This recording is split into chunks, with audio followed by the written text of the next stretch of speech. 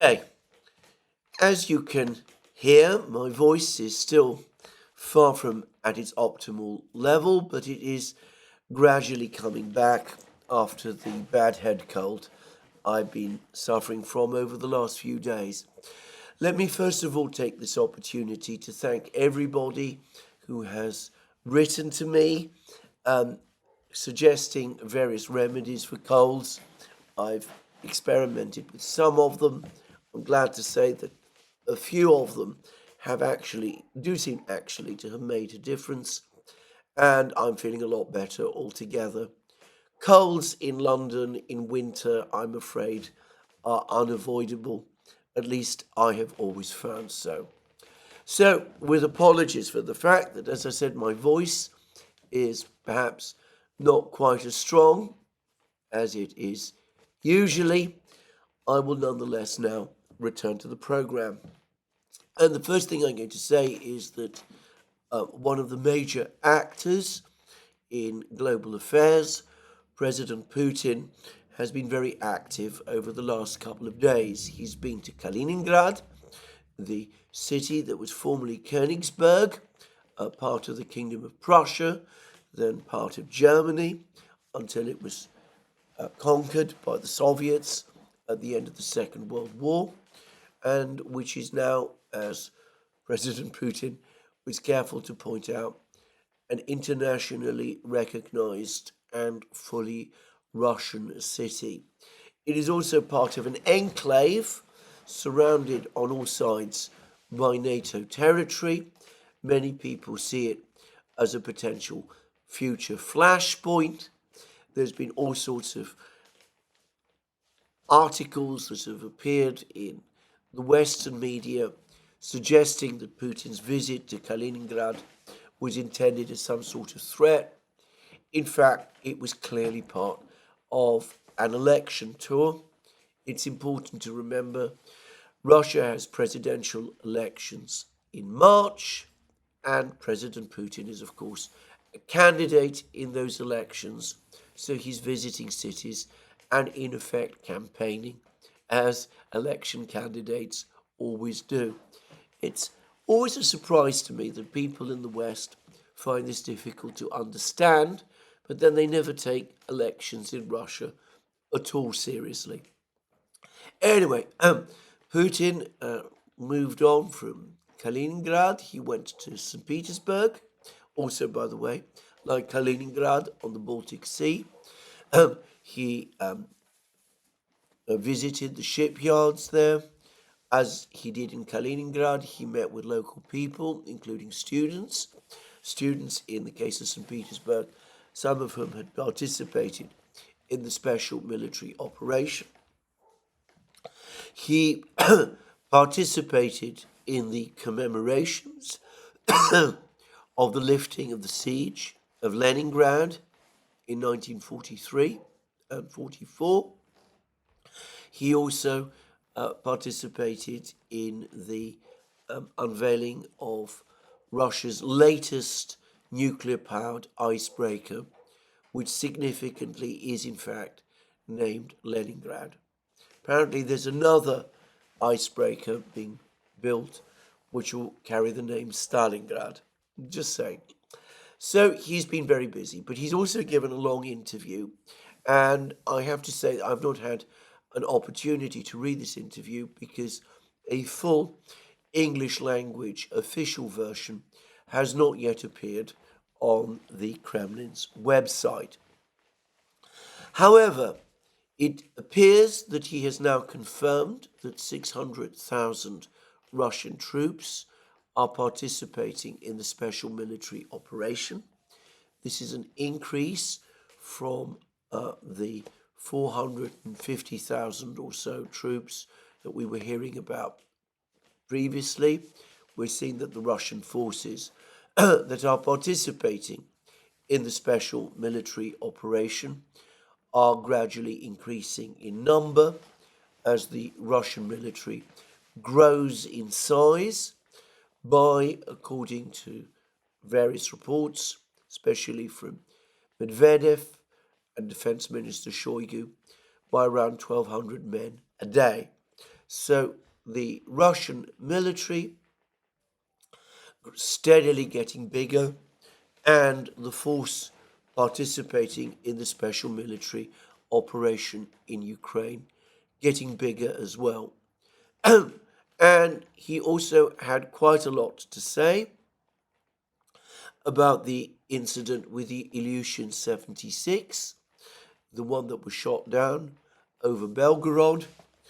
As I discussed in my penultimate video, the Ukrainians gave a very confusing account in response to the early reports of the shooting down of this aircraft with 65 Ukrainian prisoners of war on board. But gradually, over the course of time, they did come up with a story of sorts. Firstly, they cast doubt whether there had been any Ukrainian prisoners of war on the aircraft at all. They pointed out that the photographs of the debris of the aircraft showed no sign of human remains. They also pointed out, or rather they claimed, that Russian officials, senior Russian officials, who were supposed to have boarded the aircraft were tipped off by the FSB not to do so. The implication was that the whole thing was somehow staged by the Russians. The Russians supposedly put this Ilyushin-76 in the line of fire of Ukraine, baited the Ukrainians into shooting it down, cynically sacrificing the air crew, the Russian air crew of this aircraft, and basically that they staged and choreographed the whole incident. I think that as time has passed, that story has gradually unraveled.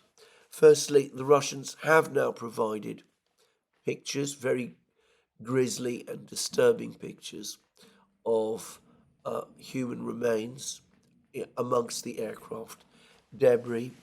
We've gradually begun to see more evidence that these human remains are identifiably Ukrainian prisoners of war. The Russians have gone out of their way to refute Ukrainian claims that they didn't inform Ukraine of the whereabouts of this aircraft, and I've seen no really convincing rebuttal of this from Ukraine. And the Russians have also said that, well, they haven't commented on this story about the Russian officials who were supposedly told not to board the plane. I find that whole claim bizarre and nonsensical. Why would senior Russian officials be boarding a plane of that kind at all? Who are these officials? How did Ukraine get this information? It seems to me that here again we see all kinds of stories being spun in order to distract attention from what happened. Anyway, President Putin, over the course of this interview, basically demolished the theory that this aircraft might have been shot down by mistake by the Russian air defense system, and he said that it was shot down by either a Patriot missile or by a French-built air defense missile. He said that there is an investigation underway by the Russians and that they will shortly be able to verify what sort of a missile it was. Now, if it was a French missile, presumably that would have been an Aster missile launched from the SAMP-T air defense complex. A couple of days ago, the Russian Defense Ministry claimed that they had destroyed a French-built SAMP-T air defense complex. Could it be the case that this was indeed a case of the Ukrainians moving either a complete or perhaps parts of a SAMP-T complex, air defense complex, provided by France, close to the Russian border, seeking to intercept Russian aircraft flying over Belgorod, and using that complex to shoot down an Ilyushin-76 by mistake, not realizing that it was carrying their own people, Ukrainian prisoners of war, and in turn that opening the way for the Russians to hunt down that complex and to destroy it, as reported by the Russian Ministry of Defense. Well, I'm not saying that this is the case. We haven't had any kind of confirmation. We don't yet know that it was indeed a French missile that shot down the Ilyushin-76. The Putin left open the possibility that it might have been an American system. We'll just have to wait and see. But it does seem to me a plausible reconstruction of the known facts. Anyway, overall, Putin came across, from what I've briefly seen of this interview, as in a confident mood. Of course, he would want to project a confident mood in the run-up to an election, and that appears to be what he did. And it does appear to be the mood that he was in. So when I get more details of this interview, if there is in fact more to say, I will discuss it further in my next program. In the meantime, however, we've had quite a lot of news from the Ukrainian battlefronts, and a number of things have been happening, and in fact it's becoming increasingly difficult to keep up with all of the news. Firstly, the Russians appear to have launched another major cyber attack on Ukraine, and it appears to have been very effective. Lots of Ukrainian systems and were brought down, and one gets the sense that these Russian cyber attacks are becoming more powerful, and they're spreading and are starting to affect ever larger component parts of the Ukrainian information and IT space. Well, I'm going to say that, in my opinion, rather like some of the Russian missile attacks on the energy system last year, I think that these Russian cyber attacks are partly probing exercises. They're working towards identifying the weak points in Ukraine's information system, and gradually they're moving towards a situation where they can cause more damage to that information system, perhaps bring it down entirely, and communication system may be on the eve of whatever big offensive the Russians are preparing for, perhaps this summer. But anyway, that was one piece of interesting news. There's been further interesting news coming from Russia itself. The Russians are now saying that the testing program for their big Okhotnik jet-powered stealth drone. This is a kind of automated, remote-controlled bomber, as far as I can see, stealthy, and it's certainly capable, I would have thought, of crisscrossing pretty much the whole of Ukraine. And as I said, it's a stealthy bomber, and it can carry bombs, and it's by definition reusable. Anyway, they say that the test program is now almost completed, and that they expect that this very advanced machine will be entering service in the second half of this year. Now, could it be that this is also timed to participate, to involve itself in a Russian summer offensive? Well, we have to wait and see. But anyway, that's one piece of news. And we've had lots of news now, as I said, coming from the battlefronts themselves.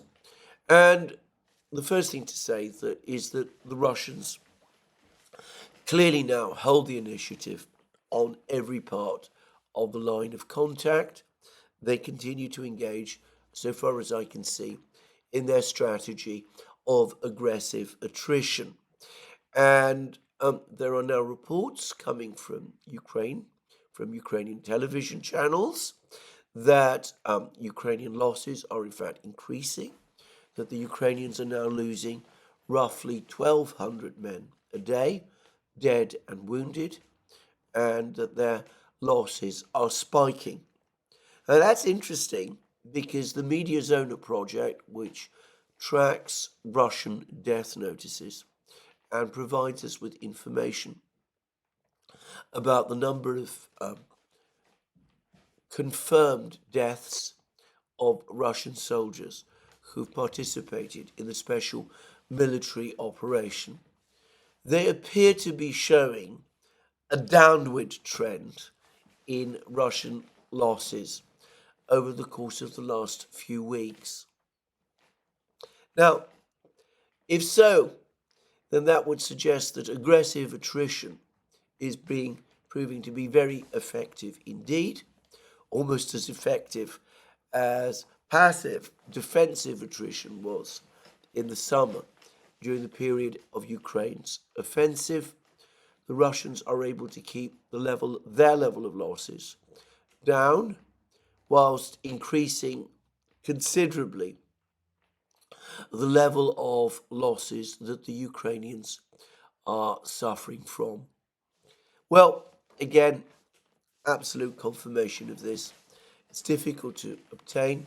David Arachamia, who is the head of Zelensky's party, the Servants of the People party, he says that Ukrainian losses are being overstated. They're well below 100,000. I think this is difficult to reconcile with the information we have been increasingly getting, not just from Ukrainian television channels, but from the actual battlefronts, from soldiers who are serving there and who are reporting massive losses within their units to Western journalists. And anyway, it does look as if Ukrainian losses are indeed very high. Now, what has actually been happening, however, on the ground? As I said, the Russians have certainly seized the initiative on every part of the battlefronts. The most intense fighting seems to be taking place in Avdeyevka. The Russians made a big push in Avdeyevka over the last week or so. They've captured a large area of southern Avdeyevka. They've taken control of the Tsar's hunting lodge, which was a fortification complex. They've also taken control of the former airbase, and they seem to be moving more troops into southern Avdeyevka. The Ukrainians have been launching intense counterattacks, trying to push the Russians back. And they've been using tanks and infantry, and they've been increasingly frantically trying to drive the Russians back from the areas that the Russians have captured over the last week or so. So far, as of the time of this program, it appears that all Ukrainian counterattacks have been repelled, that the Russians have been able to hold on to the positions that they captured. And as I have said, as time passes, the Russians will be presumably able to consolidate more. They'll be able to send in more troops and heavy equipment, including tanks, from Donetsk region. They're supposed to have around 40,000 men concentrated around Avdeyevka. And it's generally acknowledged that if the Russians are able to consolidate their position in the southern part of Avdeyevka, then the days of Ukrainian control of Avdeyevka become numbered. There's also reports that the Russians have also been advancing in Avdeyevka in other places. There are scattered reports, again very difficult to verify, of Russian attacks on coming from the northern part of Avdeyevka, heading towards the central district of Avdeyevka. And there are also reports that the Russians are gradually gaining control of this village of Pervomaisky to the southwest of Avdeyevka.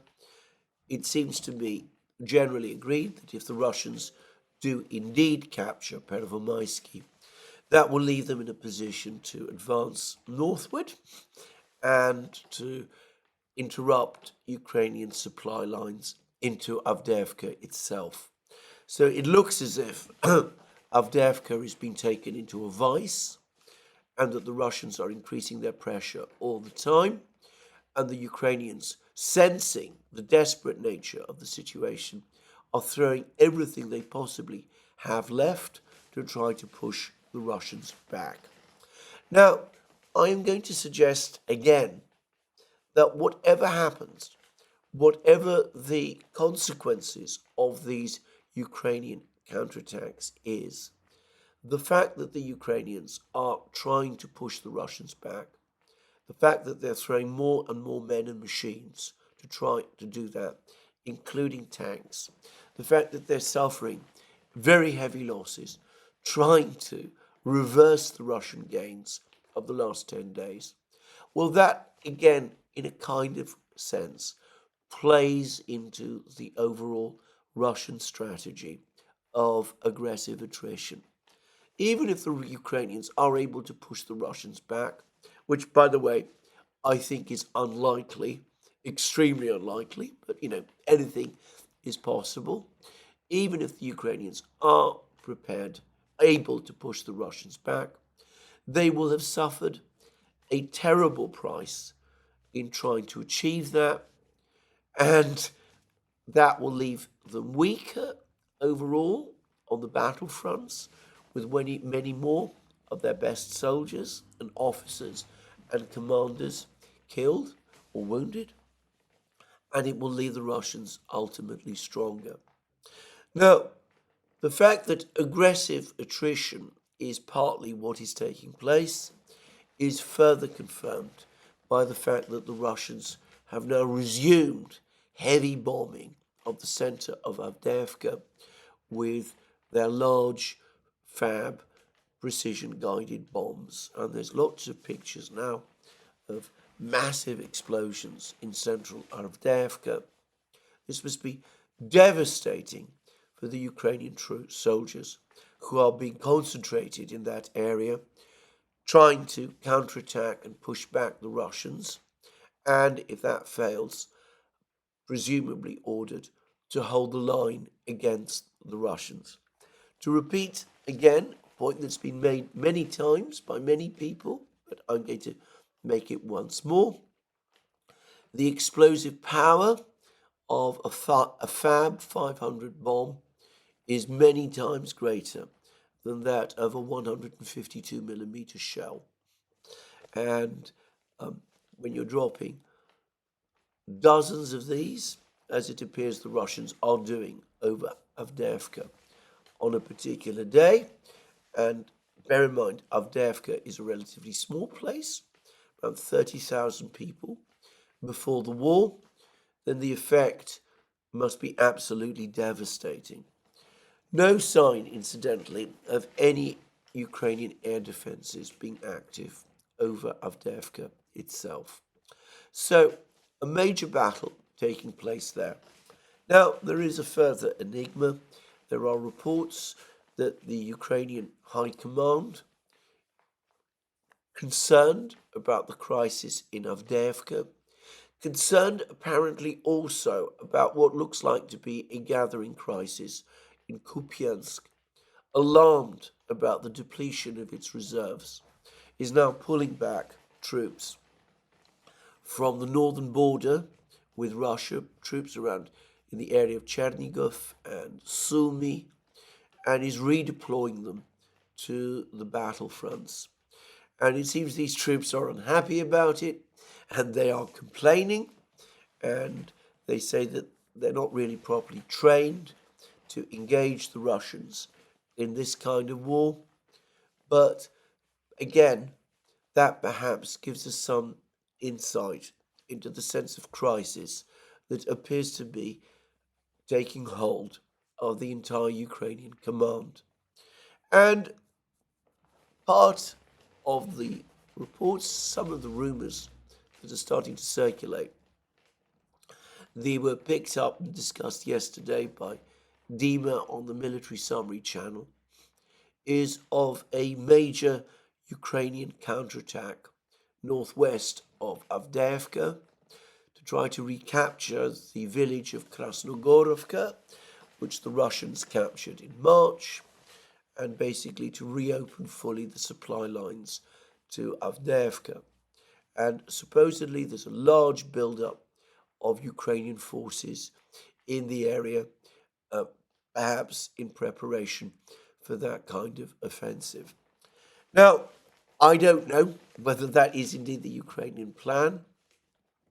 My guess is that if the Ukrainians do undertake an offensive like that, it will probably fail, almost certainly will fail.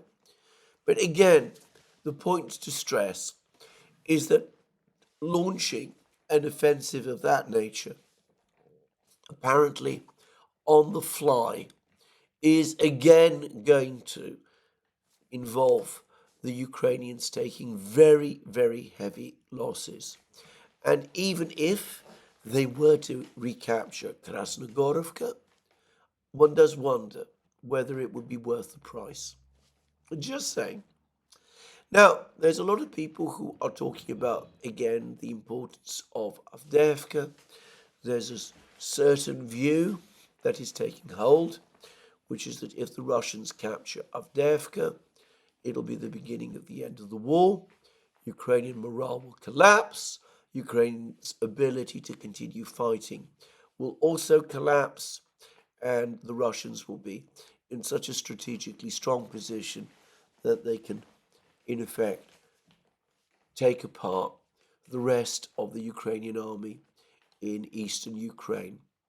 I have to say that I find all of this difficult to follow or understand myself. Certainly the fall of Avdeyevka would be a major blow for Ukraine and would open up further possibilities for the Russians. But I can't quite believe that it is as important as that. Anyway, that's my own view. So lots of intense fighting going on in Avdeyevka. The Russians still apparently holding on to their gains in southern Avdeyevka, bombing the town heavily, pulling up reinforcements, the Ukrainians engaging in frantic counterattacks, and perhaps considering a grandiose counteroffensive in the northwest of Avdeyevka to recapture Krasnogorovka, the kind of thing that would probably appeal to Zelensky, who seems to have a penchant for this kind of thing. A counterattack which I suspect, if it is ever launched, will fail and which will simply result in Ukraine suffering bigger and heavier losses. But it's not just in Avdeyevka that things seem to be going badly for Ukraine. There's been a lot of information pouring in about other events taking place on other parts of the Ukrainian battlefields. And it's not always easy for me to understand exactly what is going on. And I would also point out that, of course, I'm not there on the ground, and neither of the two general staffs, neither the Russian nor the Ukrainian, share their information with me. But it does seem that the Russians are very much on the attack in the Kupiansk, Oskol River area. There's reports that they have re-entered and occupied a part of Sinkovka, this village just east of Kupiansk. And there are also reports that the Ukrainians are now frantically rebuilding fortifications in Kupiansk, and that they are trying to send some of these troops who are being redeployed from the northern borders to Kupiansk in order to hold the line there in light of a rapidly deteriorating situation. And it seems that Ukrainian losses in this area, the Kupiansk area, have been especially heavy. Meanwhile, the Russians seem to have consolidated their positions east of the Oskol River, where they'd recently captured a village in Kharkiv region. There are reports that they've actually enlarged the area of control, and they seem to be putting themselves in a strong position to launch an offensive towards the Oskol River when the moment becomes ripe. There are also lots of reports of the Russians launching further major attacks in the Liman area. There's reports that an important settlement is in the process of being captured by the Russians. There's some rumors that this is Avdeyevka. Who knows? We will no doubt find out in due course.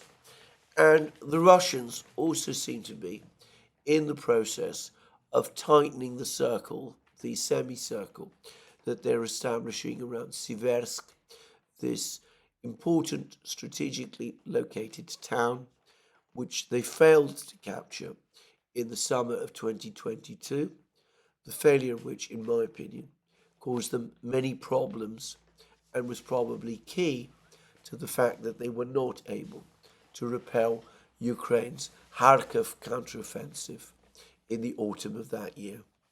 So anyway, lots of fighting, lots of activity going on there. And there has also been a great deal of information from the Bakhmut sector, which alongside Avdeyevka is probably the place where the most intense battles are taking place. Now, the day before yesterday, Riba claimed that the Russians had withdrawn their positions from the center of Bogdanovka. This is this village to the northwest of Bakhmut. And however, that they'd increased their area of control to the north of Bogdanovka. And indeed, there have been also many, many pictures of heavy bombing by the Russians and of intense drone strikes on Ukrainian positions in the center of Bogdanovka. I will express my own opinion here. I've said that sometimes the information we get from the battlefronts is not accurate. I am sure, for example, that in advance of the attacks that the Russians staged near Avdeyevka when they captured all the territory in southern Avdeyevka that we've been hearing about, I am sure that the Russians had advanced closer to Avdeyevka than some of the reports claimed. By the way, on that issue, I've received now a detailed account from an engineer in the United States. I want to make clear I'm very grateful to him, explaining a lot about this pipe. It seems to be some kind of a drain and probably laid in the 1960s. He's explained a lot about how it might have gone undetected, how the Russians might have been able to make use of it. And he also takes the view that probably a special forces unit of around 150 men was the force that was used to go behind the pipe, through the pipe, or rather behind the Ukrainian lines.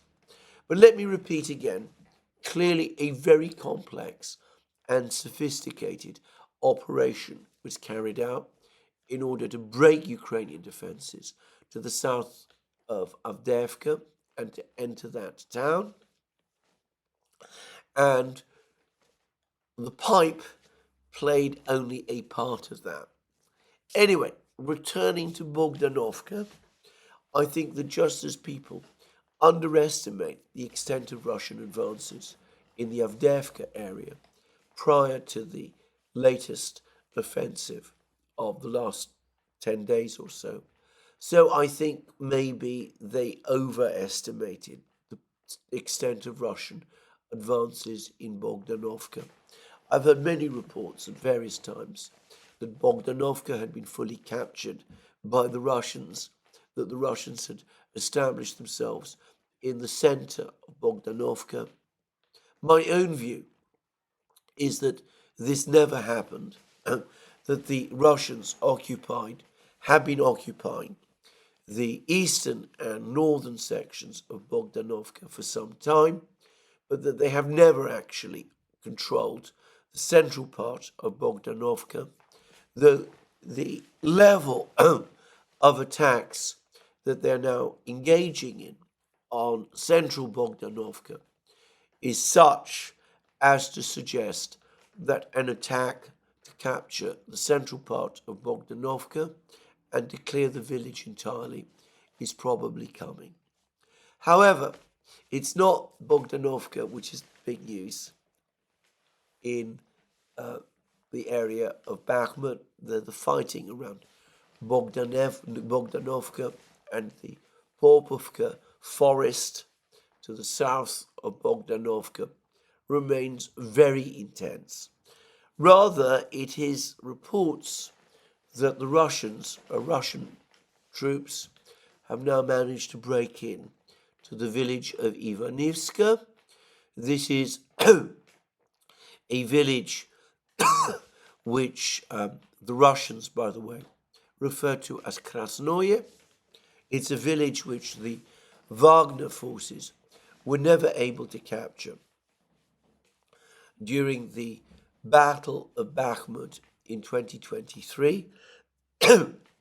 And by many accounts, it's actually a very heavily fortified place, though again, according to the military summary channel, it is in lowland relative to Russian positions in Bakhmut itself. Perhaps, who knows? I don't, but I'm prepared to accept that. But anyway, the Wagner organization, they were never able to break into Ivaniska. They were never able to capture the village, but it seems that the Russians have now managed to penetrate Ivaniska and maybe in the process of storming this village. They will first of all need to consolidate control of the area of Ivaniska that they control. For the moment, just a few buildings, and only once they've done that will they presumably be in a position to try and storm the entire village itself. Of course, if Ivaniska is ultimately captured by the Russians, and that might take some time, then the entire Ukrainian position around Bakhmut will start to collapse. And of course, if the Russians also capture Bogdanovka, as seems only a matter of time, then it will collapse. Anyway, there we go. There's been less news from other areas of the battlefronts. The Russians supposedly continue advances from Marinka towards the villages of Pobieda and Georgievka, and ultimately the objective appears to be Kurakhovo. There's lots of confusing and contradictory reports about what is going on in Novomykhailovka, but the general consensus is that the Russians have put their attack on that particular village on a pause for the time being, as they perhaps refocus towards Georgievka. As I said, these reports are not always easy to confirm, and there's also reports that the Russians have been making further advances in the sort of Bradley Square area, the Rabotino-Verbovoye area, and that they seem to be trying to fragment the Ukrainian defenders, 2 brigades worth apparently, located in this part of the battlefronts, break them up so that they can take them apart piecemeal. Lastly, there are many reports that the Russians have resumed intense bombing of the western part of Kherson region, west of the Dnieper River. And again, there's much debate as to why exactly the Russians are doing this. There's some suggestions that the Ukrainians are sending more troops to Kherson region, that they might be planning to try to reactivate their bridgehead in Khinki. That seems like a disastrous idea to me. Or even to try to establish a different bridgehead in another place. That also seems to me a disastrous idea. But whatever it is that the Russians are up to, there is no doubt at all that Ukrainian air defenses over western Kherson appear to have completely collapsed, and the Russians seem able to attack and bomb Ukrainian positions in western Kherson at will. So that is an overall summary of the situation on the battlefronts as I see it. There continue, by the way, to be regular Russian missile strikes on Ukraine, various positions across Ukraine.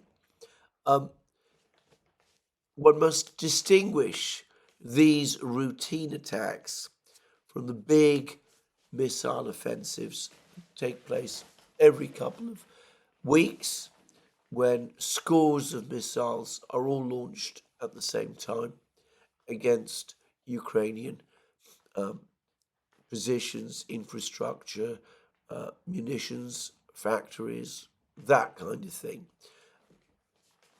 The fact that we're not having a big, massive, sustained missile strike all taking place at once does not mean that the Russians aren't launching missiles at Ukraine on any particular day. They are, though mostly, it seems, these are ballistic missiles launched from the ground, presumably mostly Iskander-Ms.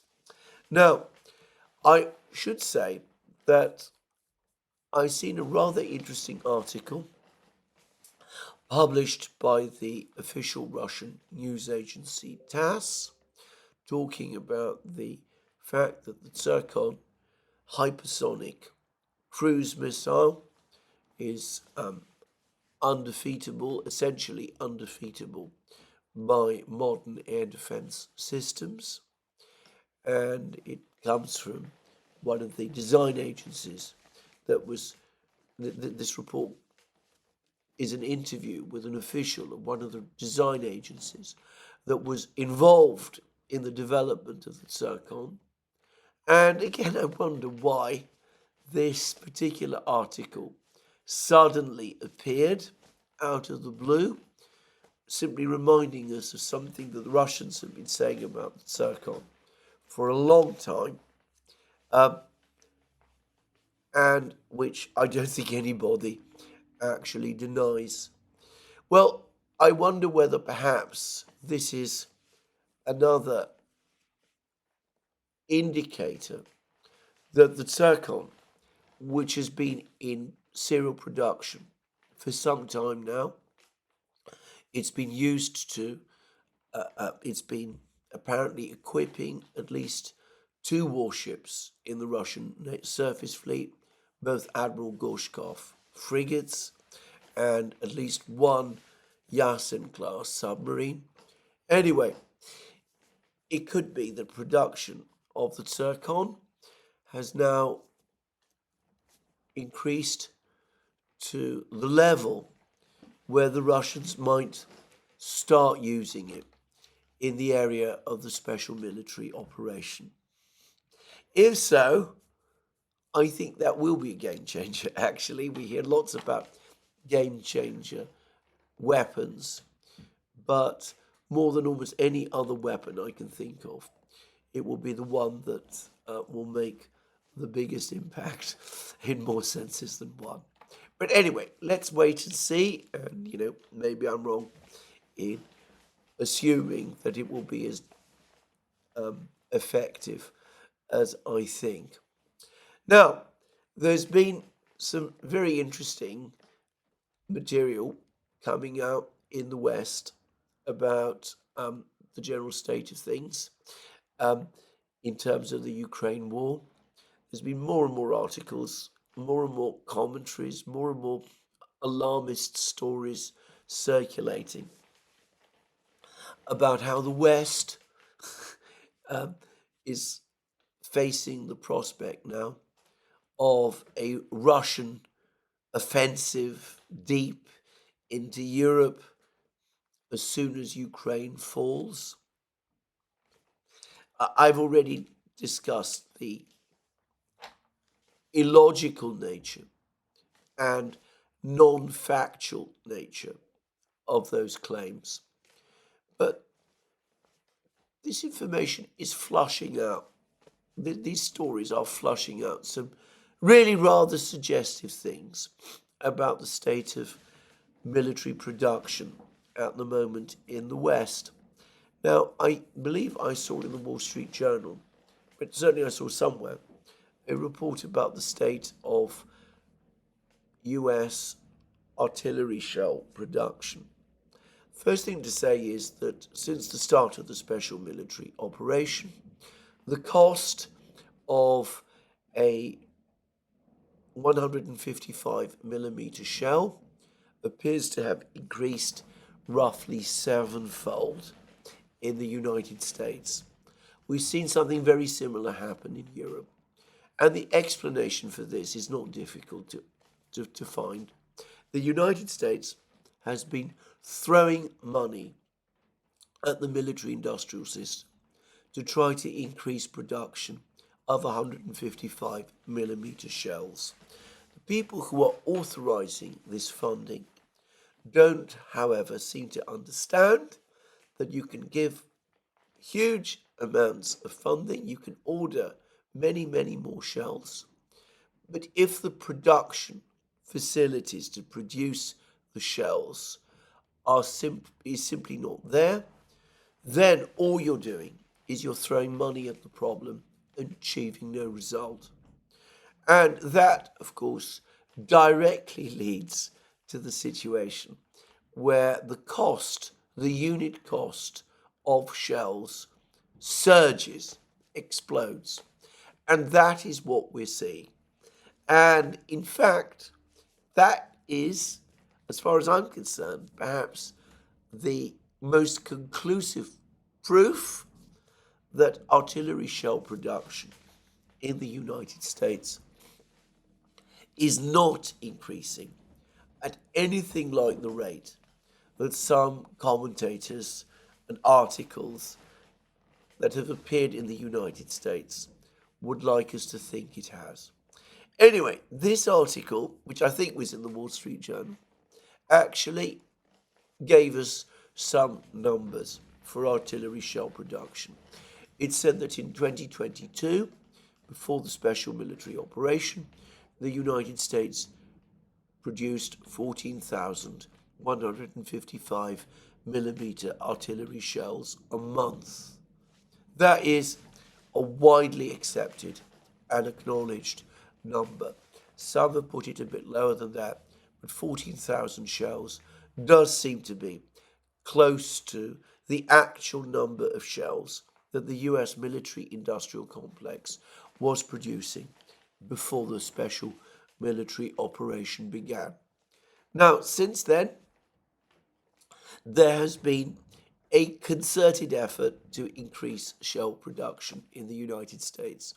And this has, as I said, taken the form of basically throwing money at the problem.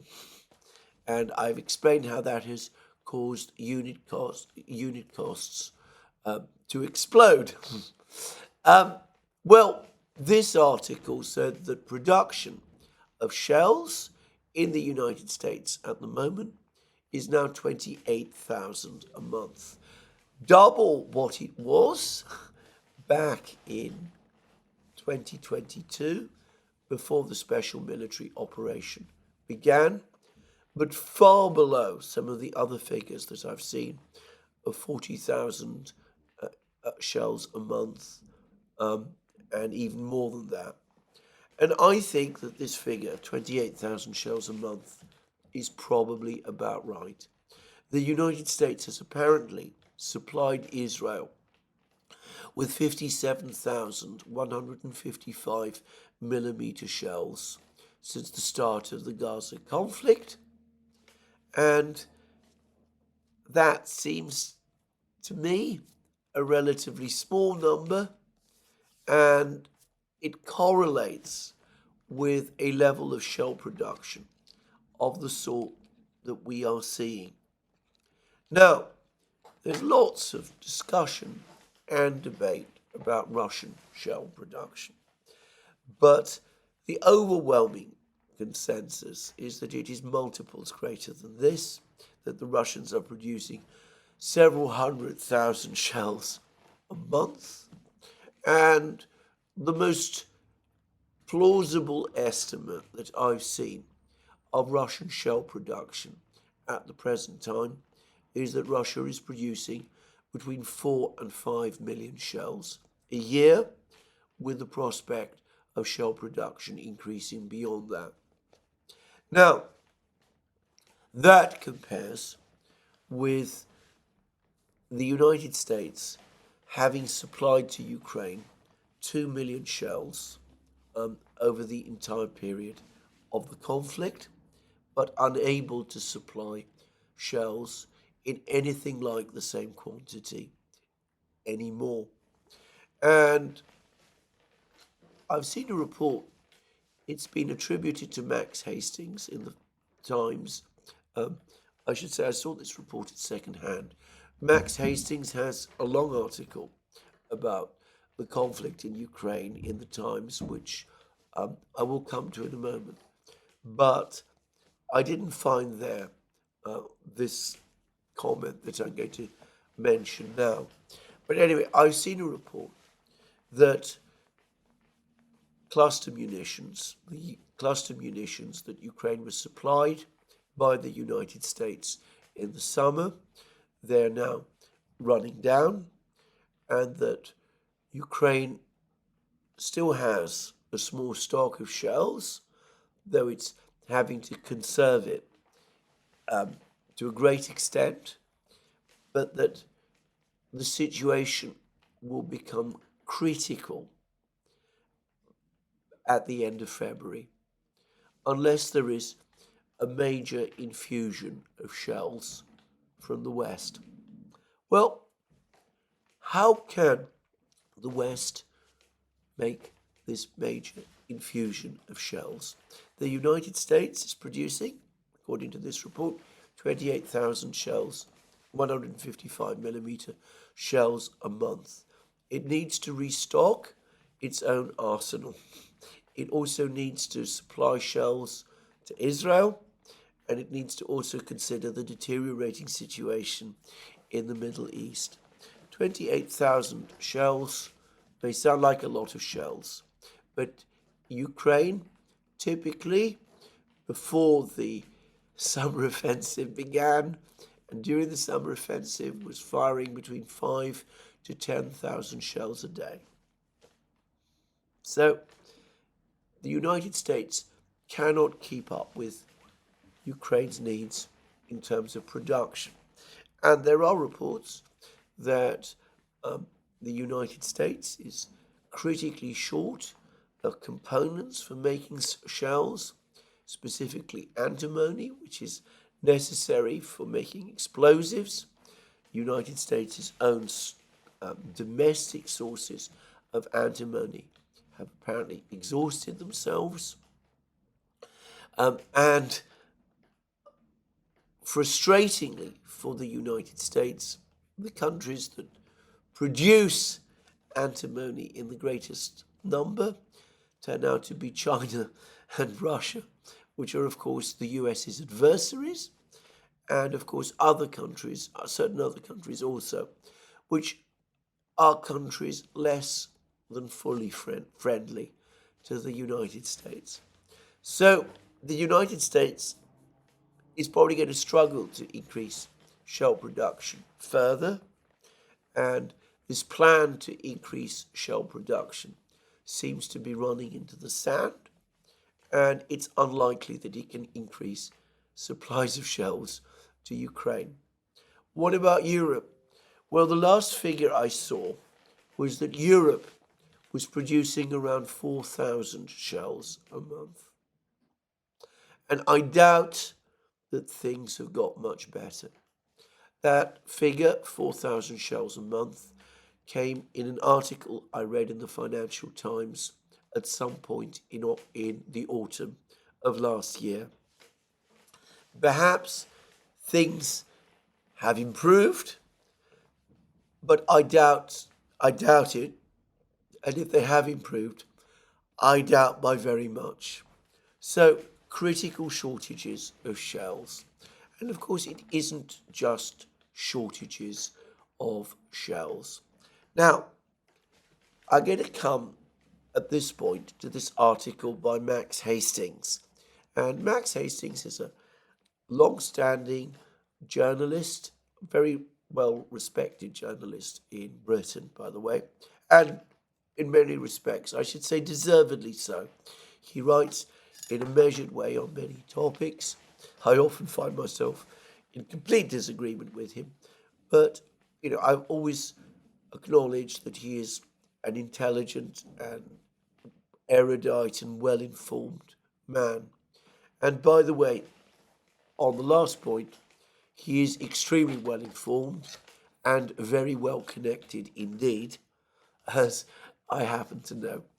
Anyway, he has written this long article, and he makes these points. He says President Putin is not wrong when he tells his people this has now become their war against the West, because we have indeed pinned the credibility of the NATO alliance to the purpose of denying victory to Moscow, the aggressor.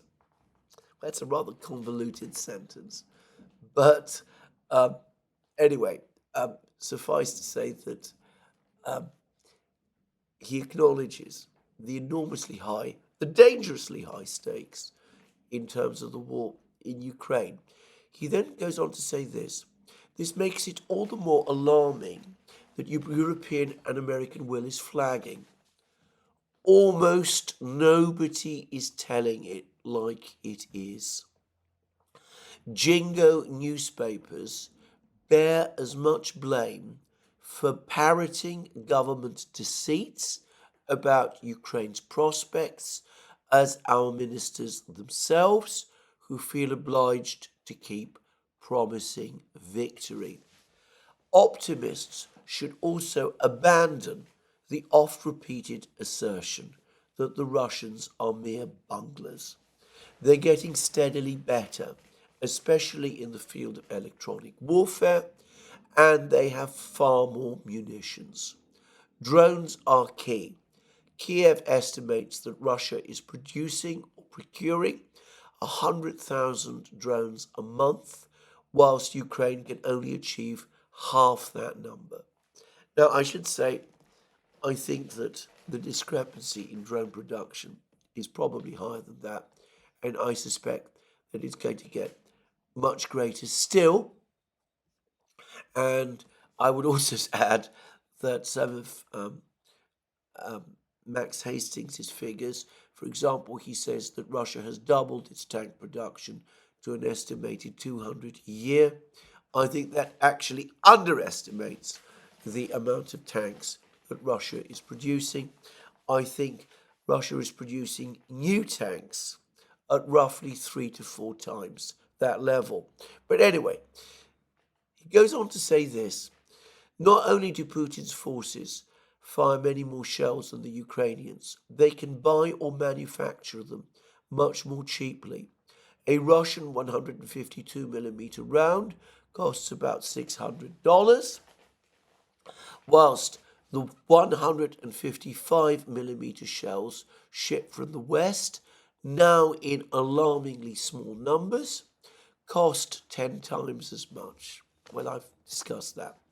The Russians are probing Ukraine's cellular phone networks, a key element in its defenses, and are thought to be close to a capability to interdict them.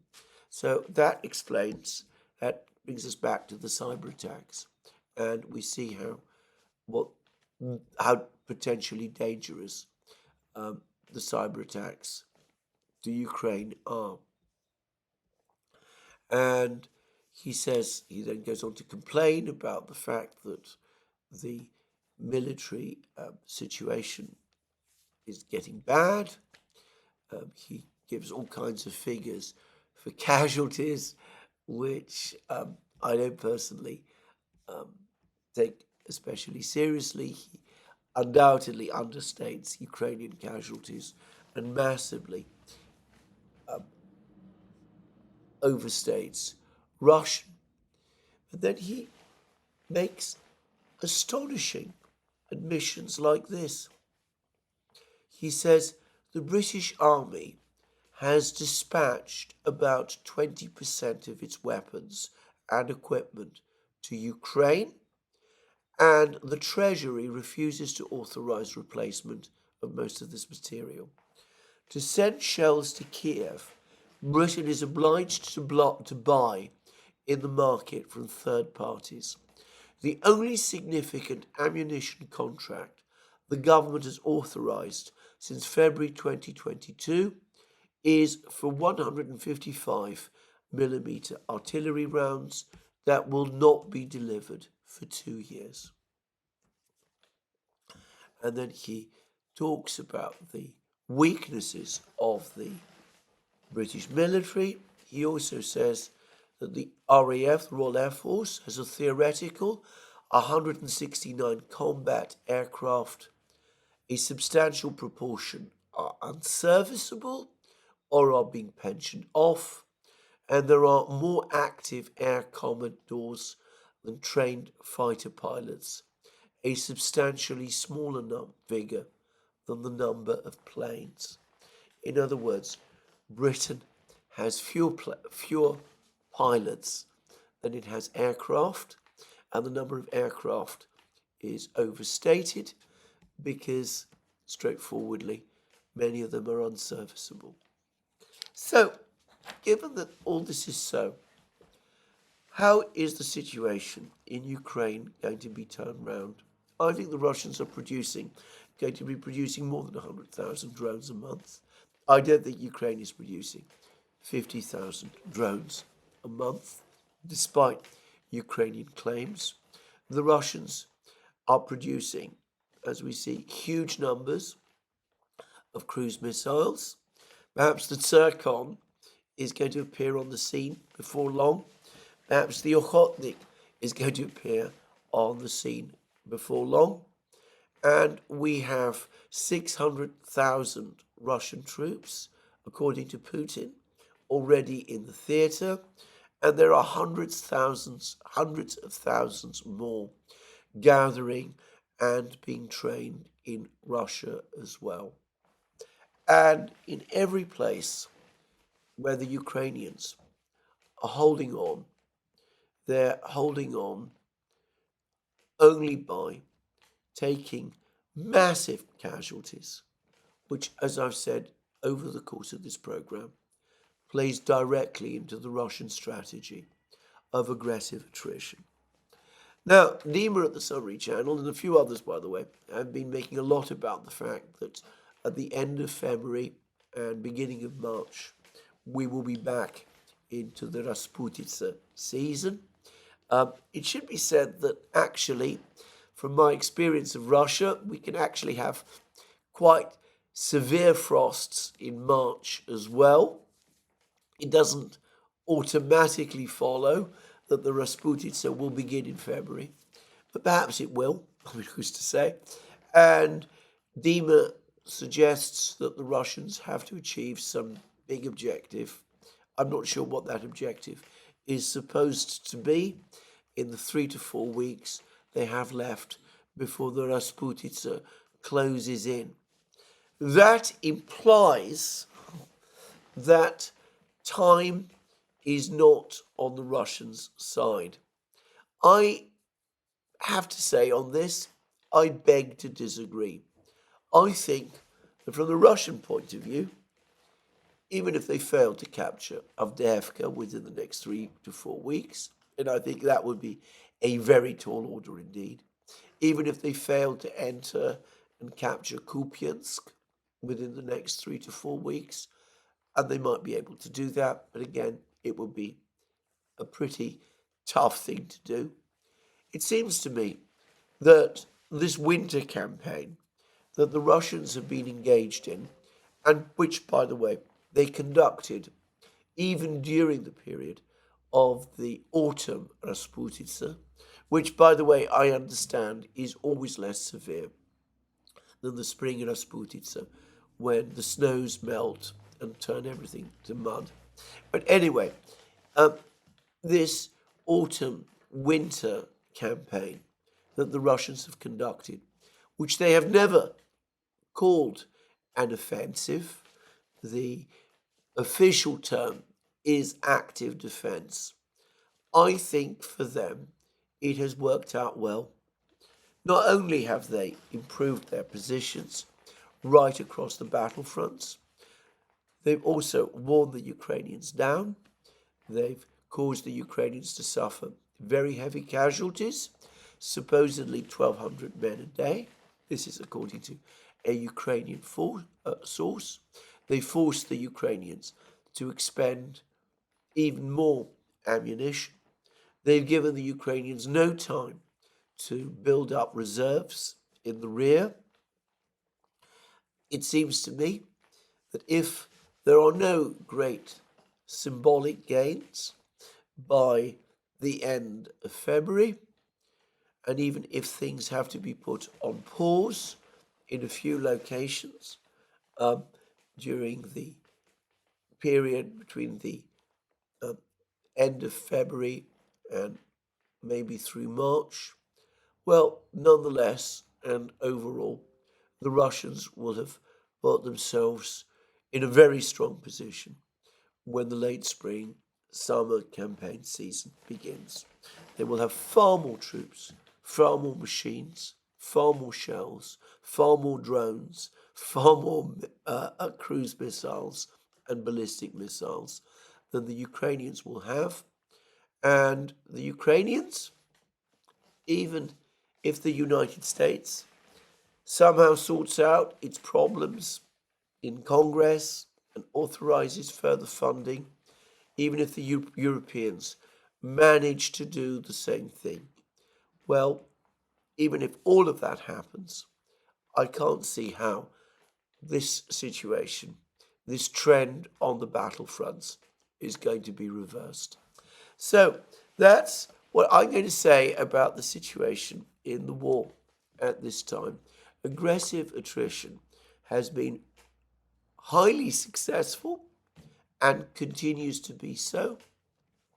Maybe the Russians will capture Avdeyevka soon. Maybe they'll break into Kupiansk. Maybe they'll encircle Siversk. But their major objective, to grind the Ukrainians down, which is what General Surovikin said he would do back in October 2022, they are now well on the way to achieving. And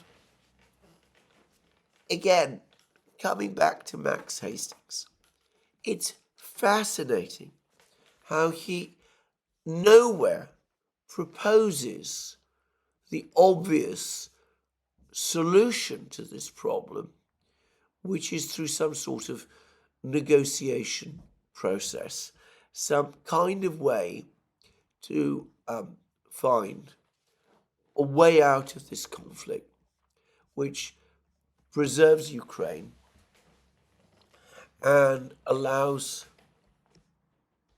some kind of stability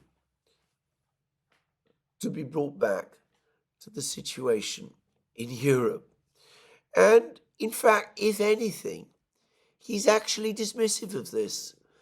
He actually speaks in a way that would imply that those who want negotiations, those who want to see an end to the war, are somehow being are the ones who are the unrealistic people.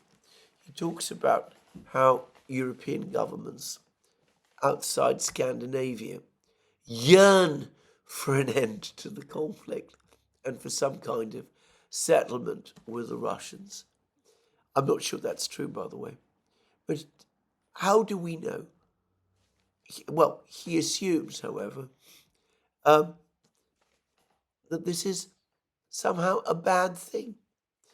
And he acknowledges that, to quote him again, the Ukrainian leadership is confused about what to do next. It has no credible strategy unless or until new arms supplies arrive. I've already discussed how new arms supplies are not going to arrive, or at least not in anything like the quantity needed. And he talks about how NATO's nations remain big on promises but small on deliveries. Most Western European governments, though emphatically not the Nordics, are desperate to see a closure of the war on almost any terms. They are weary of its cost, not least in energy bills at home, and impatient to focus on their own domestic issues. They find the confrontation with Putin dispiriting and fruitless. And as I said, he apparently still finds it impossible, in spite of all of the facts that he's put together, to acknowledge that when you're losing, when you're in a hole, the thing to do is to stop digging, to acknowledge the fact that you're losing, to try to save what you can by opening talks. Anyway, that, it seems to me, is the major blind spot that leaders across the West currently have.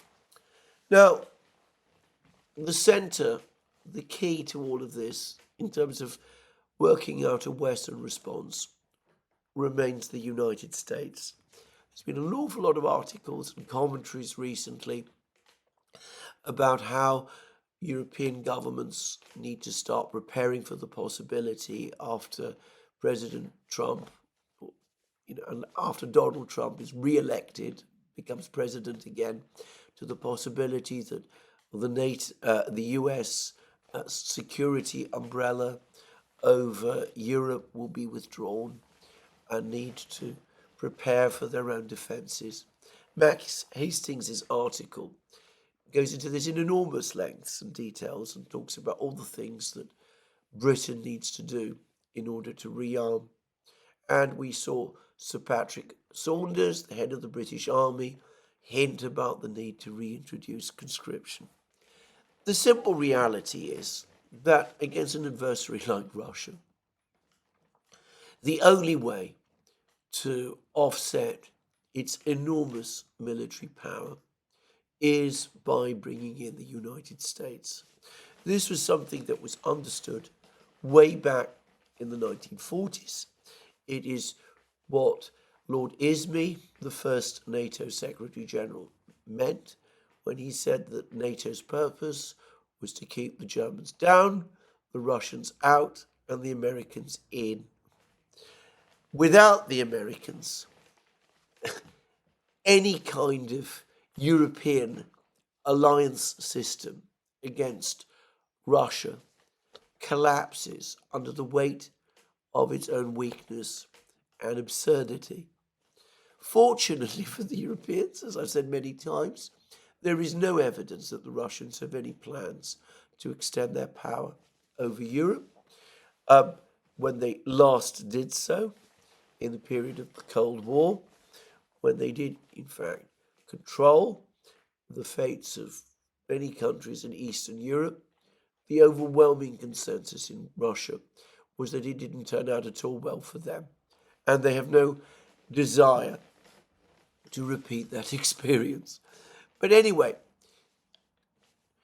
if there are real concerns about the American security umbrella being withdrawn, if defeat in Ukraine, which is now clearly on the horizon, is indeed going to shatter the credibility of the collective West, if it is indeed true that the Americans are walking away from the Ukraine debacle, which, by the way, I'm increasingly beginning to think they are, I'm starting to think that it is less and less likely, as I discussed in my video yesterday, that the United States, that Congress, that the Republicans there will indeed authorize funding for Ukraine.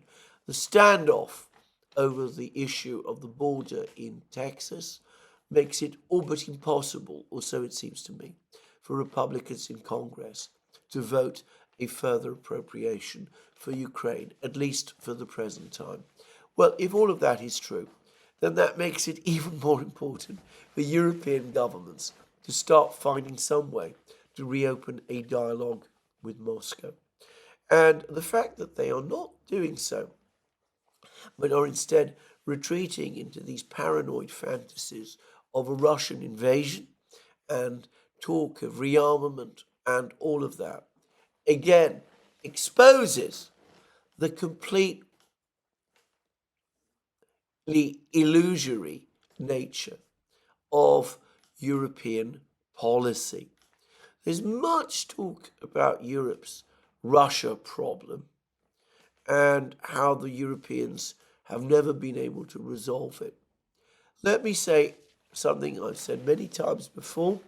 We touched on it, Glenn Deason and I, in a program we did with Gordon Hahn recently. Gordon Hahn spoke about it to a very great and extremely erudite extent on that program, which you can find on the Duran. There is only for Europe a Russia problem, and there is, by the way, for Russia a European problem, because the problem of the one becomes the problem of the other, because European political leaders have repeatedly chosen to make their relations with Russia a problem. Anyway, the need for negotiations, it seems to me, is overwhelming. And if the United States is indeed going to distance itself from Europe, then that need not only becomes imperative, but I'm going to suggest that sooner or later it is going to have to happen. And in light of that, especially given the gathering catastrophe in Ukraine, it might be better if it happened as soon as possible. In other words, now. Now, I say all of this because there does seem to be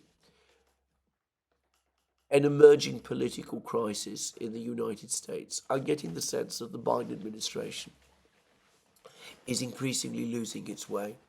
It seems to have got itself caught up in a standoff with Texas, which it absolutely didn't need at the present time. I've discussed that extensively in my program yesterday. And the situation in the Middle East, which I've also discussed in my program yesterday, is also becoming more and more difficult for the United States as well. This attempt to keep the Red Sea open to shipping looks like becoming another debacle. The United States strikes at what it says are Houthi missile bases. That doesn't seem to stop the Houthis launching missiles at shipping. in the Red Sea.